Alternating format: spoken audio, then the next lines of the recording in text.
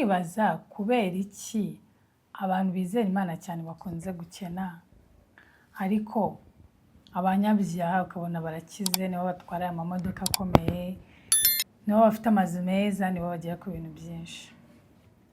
Hari icyo kibazo ngeze kukibaza nkiri muri ADPR kera, umuntu aransubiza arambwira ngo ntugire ikibazo, ntugire ikibazo kuko ngo buriya ngo n'ijambo ry'Imana riravuga ngo biragoye ko umukire ngo yakwinjira mu bwami bw'ijuru, ngo biroroshye ko ingame yakwinjira mu zuru ry'urushinge kurusha uko umukire yakwinjira mu bwami bw'ijuru.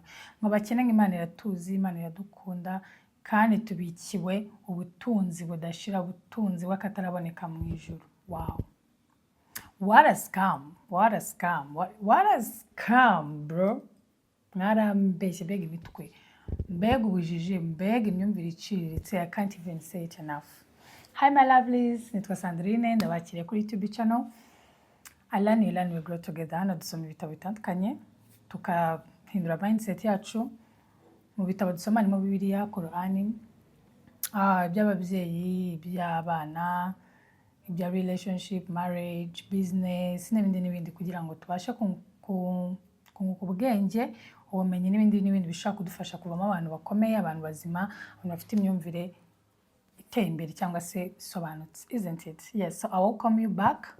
Iyi video nuyireba ukayikunda, please and please tubwire icyo utekereza muri comment, wisangize undi muntu utekereza ko akeneye kuyumva, ndetse unaduhe like ndetse na subscribe, isn't it? Yes, thank you so much. Kubera iki abantu bavuga ko bizera Imana bakunze gukena kurusha abantu batizera Imana bakajya gushaka amafaranga bagakira? Ese kwizera Imana egare gukena, egare kuba umutindi?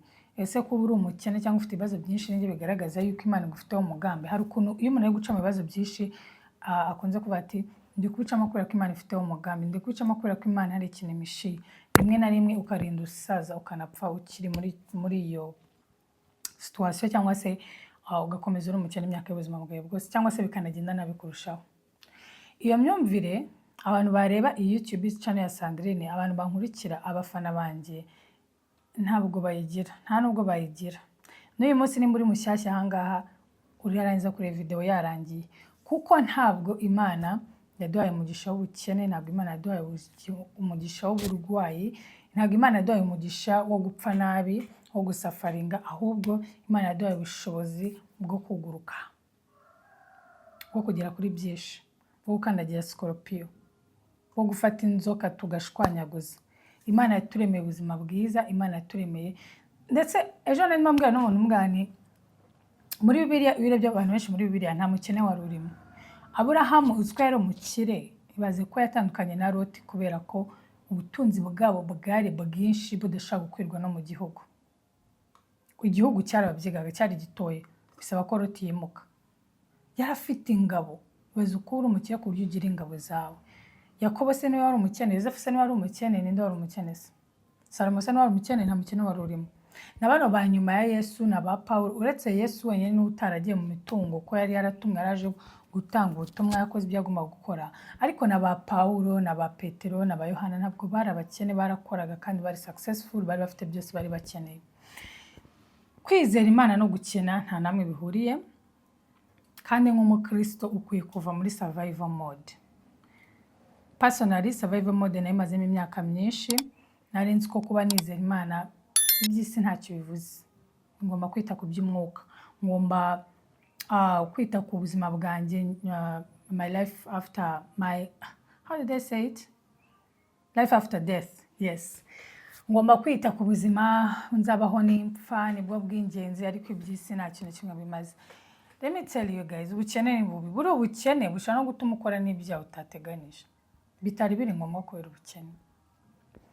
Uyu munsi ngiye kwigisha uburyo cyangwa se ibintu ushaka gukora ukakomeza uri umukristo ushimwa n'Imana, kandi ukabaho neza, utabayeho mu kajagari, utabayeho mu bukene, mu butindi, mu marira, guhora wirukanka muri za kanyarira, mu buvumo, wiyiriza inzara yarakwishe, ngo Imana, ngo Imana, ngo Imana, Imana.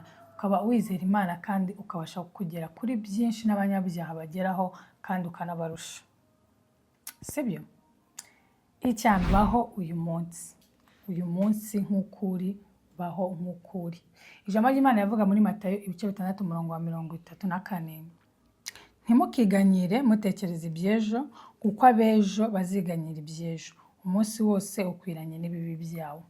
Mu by'ukuri Imana yarabibonye ko muri iyi si tubana n'ingorane nyinshi, duhura n'ibibazo byinshi, duhura n'amakuba menshi, ariko Imana yatwigishije kubaho uyu munsi.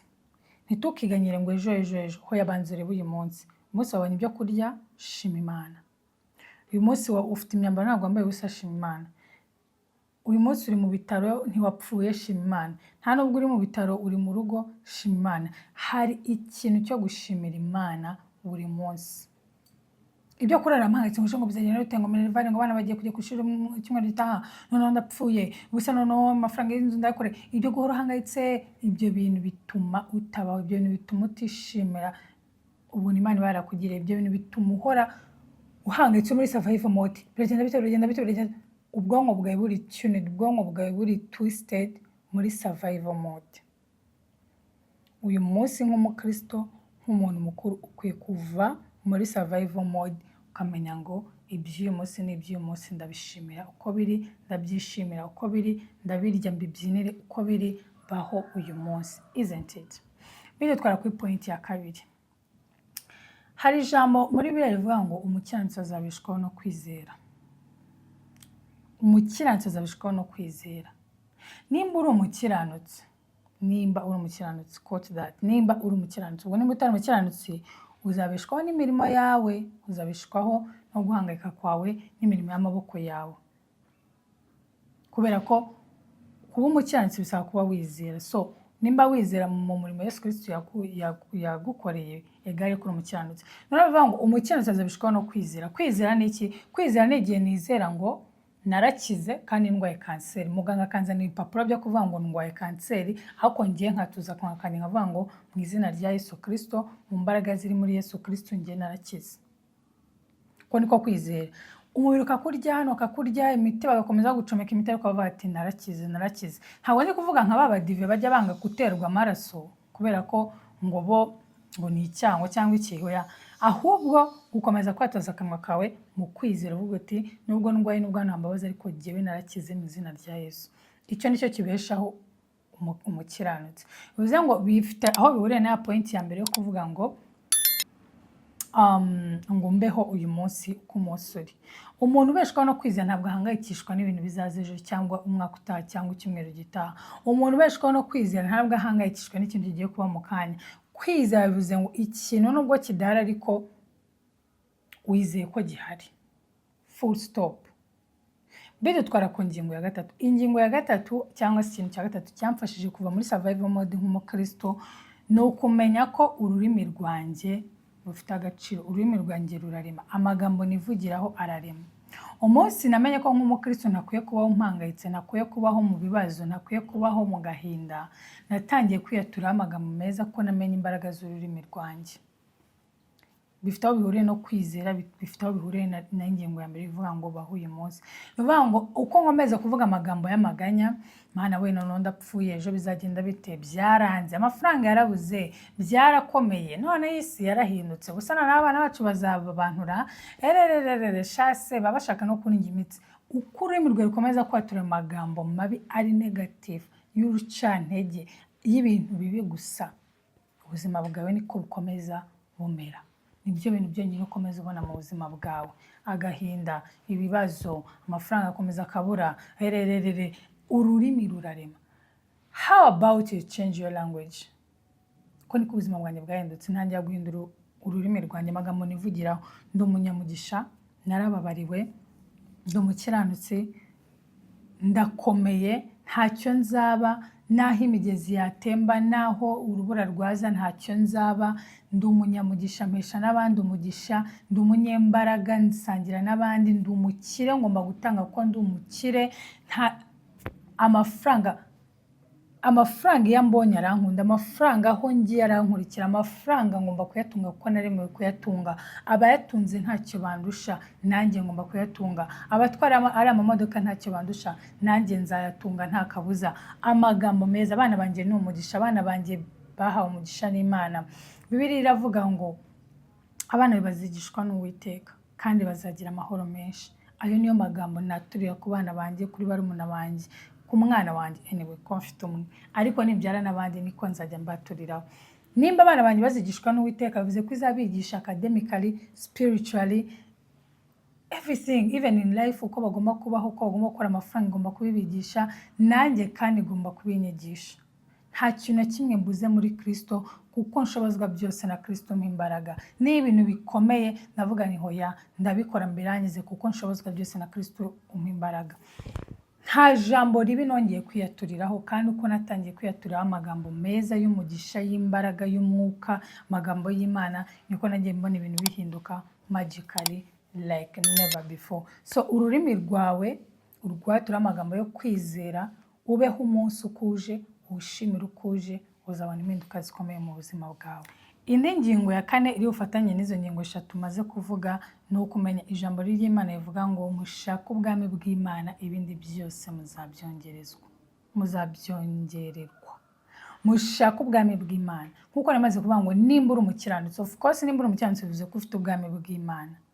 Personally ngiye mfite ubwami bw'Imana, ndi umukiranutsi. Nimba utazi uburyo ushaka kuba umukiranutsi, cyangwa ngo binagutunguye kumva hari umuntu wita umukiranutsi, nubwo Bibiliya ivuga ngo uwita umukiranutsi aba yise Imana inyabinyoma, hari video nyinshi nakoze mbisobanura uburyo umuntu ashaka kuba umukiranutsi ngendeye ku ijambo ry'Imana, ku magambo ari muri Bibiliya, ntakubise hirya no hino. So niba ufite ubwami bw'Imana, ijambo ry'Imana rivuga ngo ibindi byose muzabyongererwa. I have to live in abundance, like abundance is my life, kubera ko mfite ubwami bw'Imana, kubera ko ndi umukiranutsi, kubera ko nakira imbabazi z'icyaha mu mutima wanjye. Ibindi byose tuzabyongererwa, bivuze ngo ntabwo ufite guhangayika. Nimba ari imodoka nkeneye, narayongerewe, ndayifite. Mumara kubyatuza akanwa kanjye ko nyifite. Nimba ari minerivare nkeneye, nimba ari amafaranga y'inzu nkeneye, nimba ari ukubaka nkeneye, ibintu byose ndabifite, kubera ko why not? Nimba isi ari Imana yayiremye, kubera icyo abanyabyaha ari bo baza bakagira ibyo bintu byose, njyewe umwana w'Imana akora njyewe bo nk'umutindi. Kuki ngomba kwiriza nkarara mu buvumo, nkarara nsenga mvuza induru nsaba Imana ibintu? Like nimba uri umwana wa perezida, egare ko ufite security, egare ko uhawe ibintu byose, egare ko ushaka kujya mu Buhinde, muri Amerika kwivuza, byose ubishoboye, egare ko nukeneye imodoka uzayibona, egare ko uziga mu bigo byiza kurusha ibindi ku isi, egare ibintu byinshi ko nta biryo bizabura ku meza yawe, egare ko ushaka umwenda wose ushaka. Iyo niyo package izana no kuba umwana wa perezida. Ngende umwana w'Imana.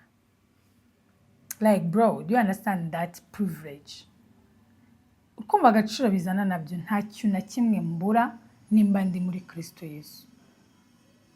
Bivuze ngo ibintu byose mbona ko ntafite, ni amaso yanjye abinyereka y'umubiri, ni amaso yanjye y'ubuhumyi abinyereka, ariko mu byose naturally, automatically ndabifite nta kabuza. Isn't it? So icyo ni ikintu cya kane cyanyeretse ko niba mfite ubwami bw'Imana ni package imwe, byose bizira hamwe, ko n'ibindi byose nabyongerewe. Nkeneye gukira indwara, gukira mu buryo w'amafaranga, kuba mfite abana beza b'umugisha, urugo rw'umugisha, business z'umugisha, everything.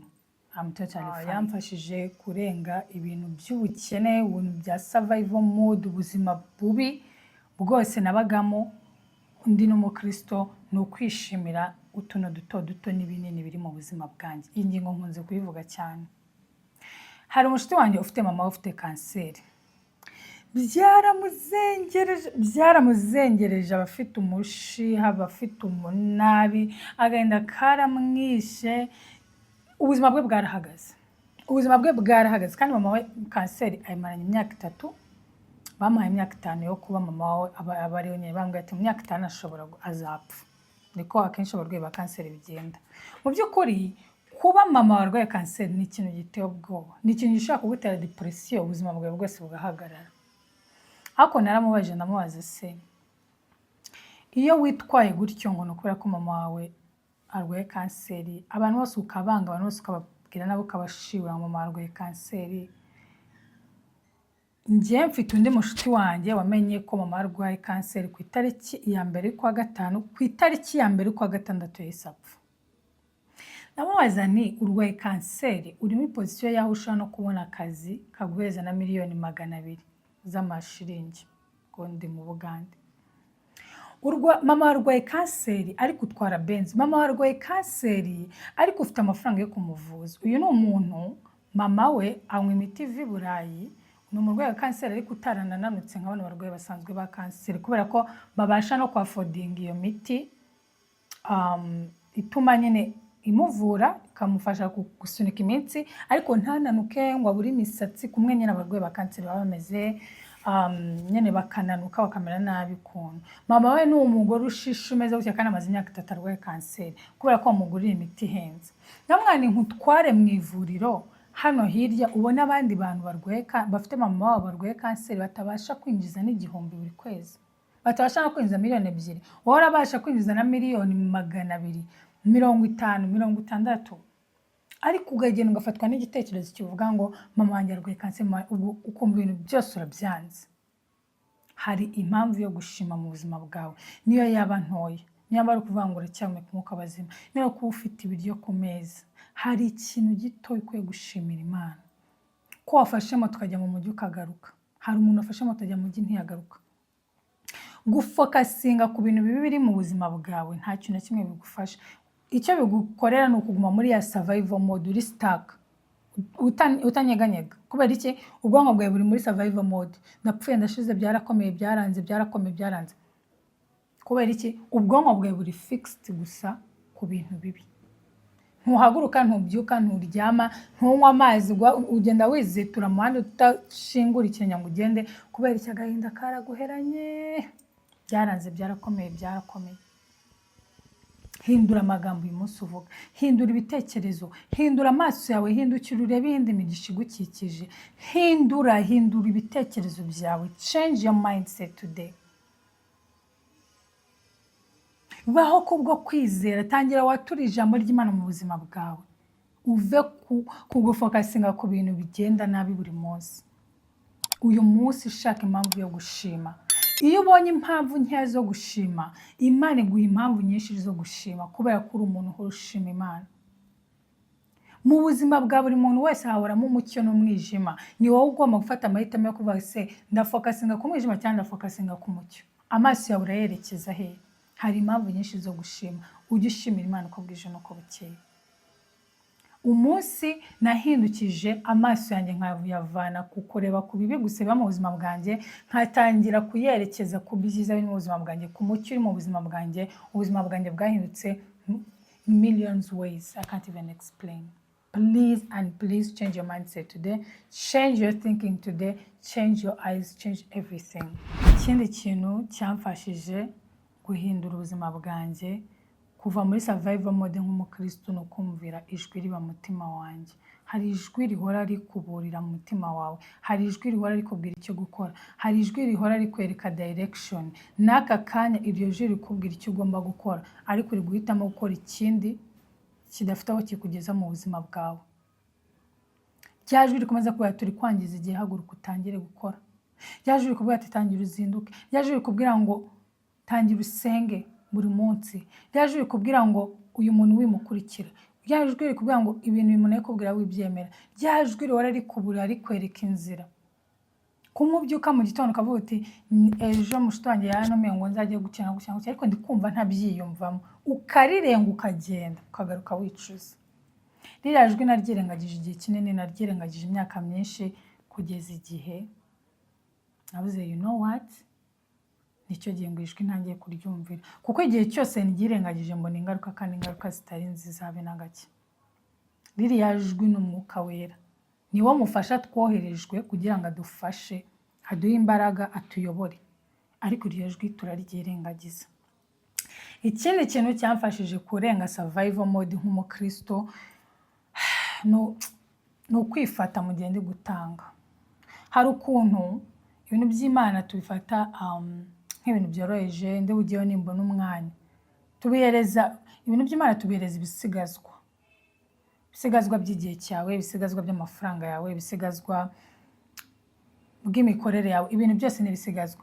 Ukabona ugiye gutura, ufite 10,000 mu mufuka, ugatura 100 cyangwa 200. Atari uko ariyo ufite, ari ukuyatura kuko ariyo ufite, no kuyatura kubera kumva ko atari ibintu by'ingenzi abantu benshi batanze. ngira ngo ubushize nibwo navuze kuri video y'abantu bakunze gutanga amaturo cyangwa se abapasiteri bakunze gukoresha amaturo mu buryo bwo kumanipulatinga abantu bagatuma dutanga amafaranga menshi kubera ko ari ibisambo. Ariko jewe nizera ko umukristo akwiye gutanga igihe cye, gutanga amafaranga. Nkunze ngiye gutanga mu rusengero mu kintu numva kiri comfortable with me. Ntabwo ndi kuvuga ngo uhora utanga cyangwa utanga amafaranga menshi, ahubwo ujye utanga mu bintu biri comfortable with you, mu bintu wumva ko bigoye amahoro. Tuvuge nk'urugero nimba bavuze ngo bagiye gutanga amafaranga yo kugura ibyuma bya korali, icyo cyuma niba kizana uzakibona. Ushaka kureba rebo y'icyo cyuma ugasashinga kuri Google ukara amafaranga kigura, ukageranya amafaranga mwatanze ukabasobora ko amafaranga twatanze angana nayo baguze kino cyuma. Ujye utanga mu bintu biri comfortable with you, utange mu gihe wumva umutima utanga ushaka gutanga, ufite impamvu yo gutanga, kandi utange mu mutima, amaturo avuye mu mutima ushima. Ariko utange n'umutima umwe. Ntutange wiginyimira, ntutange wikurura, ntutange niba ukoze ikintu ugikore n'umutima umwe, niko na Bibiliya ivuga.